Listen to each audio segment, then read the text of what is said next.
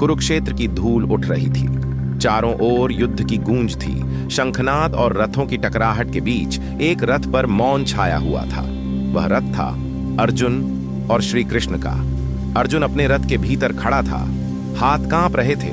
सामने अपने ही गुरु, अपने ही सगे संबंधी, अपने ही मित्र खड़े थे। उसका हृदय भ्रम और शंका से भरा था। उसने धनुष नीचे झुकाया और मन में पूछा, क्या मैं अपने ही परिवार और गुरुजन के खिलाफ शस्त्र उठाऊं? क्या यह धर्म है? उस क्षण अर्जुन का मन भारी था। उसे अपने कर्तव्य और अपने प्रेम के बीच संघर्ष दिखाई दे रहा था। तभी श्री कृष्ण ने उसकी ओर देखा और बोले, अर्जुन, यह शरीर नश्वर है, आत्मा कभी न मरती है। जैसे तुम अपने कपड़े बदलते हो, वैसे ही आत्मा शरीर छोड़कर नए शरीर में प्रवेश करती है। कृष्ण ने आगे कहा, तुम्हें अपने धर्म का पालन करना है अर्जुन। धर्म का पालन करने में डर या मोह को स्थान नहीं है। युद्ध केवल बाहरी शक्ति से नहीं जीता जाता, यह मन, विवेक और ज्ञान से जीता जाता है। क्योंकि जो व्यक्ति अपने मन को नियंत्रित कर लेता है, वही सच्चा विजेता होता है। फिर श्री कृष्ण ने भगवत गीता के कुछ श्लोकों का स्मरण कराया। कर्मण्येवाधिकारस्ते मां फलेषु कदाचन मां कर्म फल हेतुर्भूर्मा ते संगोस्त्व कर्मणि। कहने का अर्थ यह था, अर्जुन, तुम्हारा अधिकार केवल कर्म करने में है, फल में नहीं। इसलिए फल की चिंता मत करो, बल्कि अपने कर्तव्य का पालन पूरी निष्ठा से करो।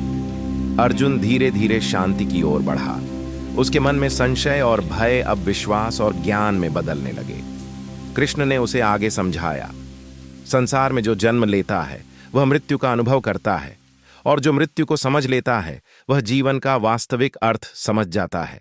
अर्जुन, तुम्हारा धर्म है, अपने धर्म के मार्ग पर अडिग रहना।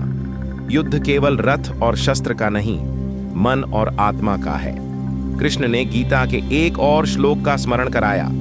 योगस्थ कुरु कर्माणि संगम त्यक्त्वा धनंजय सिद्ध सिद्ध्यो समो भूत्वा समत्वम योग उच्यते।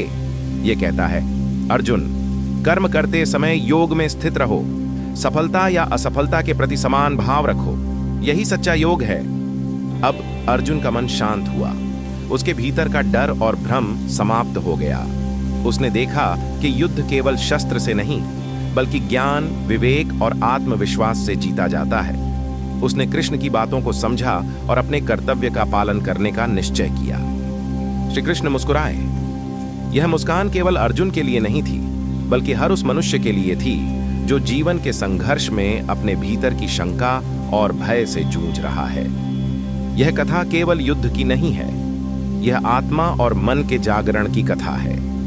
अर्जुन ने अपने भीतर के संशय को हराया और धर्म के मार्ग पर अडिग रहा। गीता का संदेश आज भी उतना ही प्रासंगिक है। युद्ध केवल बाहर नहीं होता, सबसे बड़ा युद्ध मन के भीतर होता है। मन को जीतना ही सच्ची विजय है, और ज्ञान, विवेक और कर्म योग ही उस विजय का मार्ग है। इस तरह अर्जुन ने धर्म और ज्ञान के मार्ग पर चलते हुए न केवल अपने लिए, बल्कि संपूर्ण मानवता के लिए एक अमूल्य संदेश छोड़ा।